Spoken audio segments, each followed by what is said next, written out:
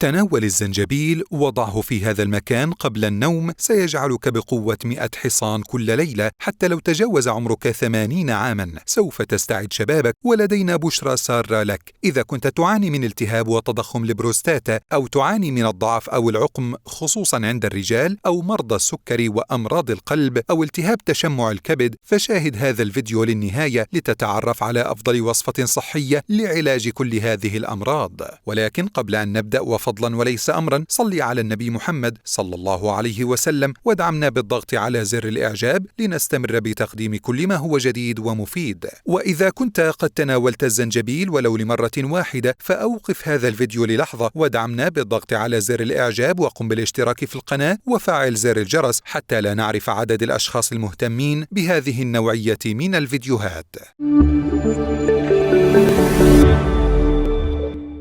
مرحبا بكم من جديد. الزنجبيل ذلك النبات الخارق الذي وهبه الله لنا، وفيه فوائد عديدة يجهلها الكثير من الأشخاص، إذ تحتوي جذوره على العديد من الفيتامينات والمعادن المختلفة، كما أنها تستخدم في علاج العديد من الأمراض مثل الصداع وارتفاع مستويات الدهون في الدم، بالإضافة إلى المساعدة في فقدان الوزن. كما أن للزنجبيل تأثيرا مضادا للالتهابات، وهو مقوٍ لجهاز المناعة ويمنع الالتهابات، بالإضافة إلى أنه مضاد للتشنجات ويحمي الجسم من الجلطات وينشط الدورة الدموية، مما يساعد على تدفق الدم بشكل أفضل إلى جميع أنحاء الجسم، ويساعد في القضاء على التهابات القولون لما يحتوي عليه من خصائص مضادة للالتهابات. كما أنه يساهم بشكل كبير في حرق الدهون الزائدة في الجسم والتخلص من الوزن الزائد، كما يعمل على تقوية الأعصاب والجهاز المناعي، وبالتالي الحماية من الفيروسات والبكتيريا والإصابة بنزلات البرد والإنفلونزا، ويساعد في منع أنواع مختلفة من حالات الغثيان مثل دوار البحر وغثيان الصباح. كما أنه يقلل من مستويات السكر في الدم ويعالج عسر الهضم المزمن، بالإضافة إلى المساعدة في مكافحة الالتهابات، ويعالج اضطرابات المرارة والمعدة، ويطرد الغازات ويهدئ الأعصاب ويقلل من آلام المعدة، ويعمل على تحسين عملية التنفس ويعزز من صحة الجهاز التنفسي. ويعتبر مشروب الزنجبيل من المشروبات المدرة للبول، ويقلل من الحساسية الموسمية، ويعالج قرحة المعدة. كما يستخدم في علاج التهابات المفاصل وعلاج الضعف لدى الرجال، ويقي من الإصابة بالتهاب البروستاتا. كيف نحضر مشروب الزنجبيل في المنزل؟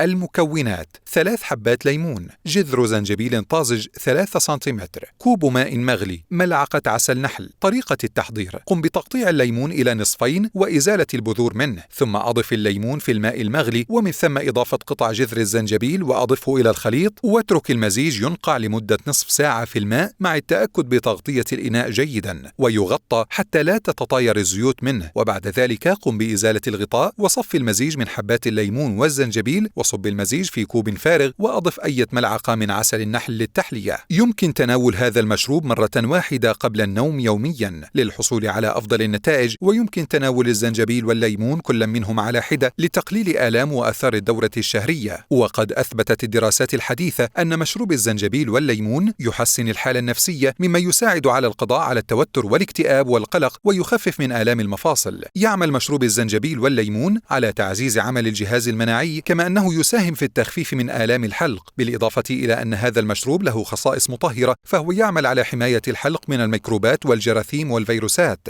التي تسبب التهابات الحلق. ويمكن تناول هذا المشروب من مرة إلى مرتين يوميا للتخفيف من التهابات الحلق. ماذا سوف يحدث في جسمك عند تناول مزيج الزنجبيل مع الليمون؟ النتيجة ستفاجئك، ولن تستغني عن هذا المزيج الصحي طوال حياتك. يعد مشروب الزنجبيل والليمون من المشروبات التي تعود بالفائدة الجمة على الصحة، ولكن ما هي أبرز فوائد مزيج الزنجبيل والليمون؟ وهل يفيد هذا المزيج في علاج الضعف والعقم لدى الرجال؟ وهل له فوائد في علاج مشكلة التهاب وتضخم البروستاتا؟ هذا ما سنتعرف عليه من خلال قناة الوصفات الزوجية. من المعروف أن الليمون من الفواكه ذات المذاق شديد الحموضة، لذلك دائما يتم استخدامه من أجل الاستفادة من فوائده المتعددة من خلال مزجه مع بعض المشروبات والأطعمة الأخرى، أي استخدامه كمنكه. وأما بالنسبة للزنجبيل فهو من المكملات العشبية التي تستخدم كعلاج طبيعي لعلاج العديد من الحالات الصحية. فما فوائد الزنجبيل والليمون؟ للزنجبيل والليمون العديد من الفوائد الصحية، خاصة في حال تناولهما معا. ومن أبرز فوائد الزنجبيل والليمون الآتي: التخفيف من الغثيان.